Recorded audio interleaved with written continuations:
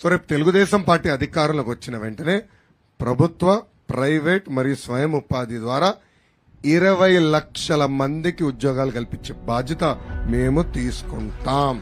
20 లక్షల ఉద్యోగాలు ఇస్తామనడానికి ఇది స్టెప్ 1 అన్నమాట. రాబోయే తరాలకి మంచి భవిష్యత్తును కల్పించాలన్న ఉద్దేశంతో నారా లోకేష్ అన్న చేసిన ప్రమాణాన్ని స్టెప్తో వేసేసేసి నిరూపించుకున్నారు. నిరుద్యోగులకు వచ్చేసరికి ఫస్ట్ ఇలా జాబ్ మేళ పెట్టడం చాలా హ్యాపీగా అనిపిస్తుంది. ఎంతమంది నిరుద్యోగులు చూసారు కదా, ఎంతమంది ఉన్నారు. ఎక్కడన్నా మేళా జరిగినప్పుడు ఫుడ్ స్పాన్సర్షిప్ ఎవరు చేయరు, ఇక్కడ ఫుడ్ కూడా పెట్టారు. ఇంకో పక్కన అప్పటికప్పుడే కొంతమందికి సెలెక్ట్ అయిన వాళ్ళ వరకు ఇచ్చేసారు ఆఫర్ లెటర్స్.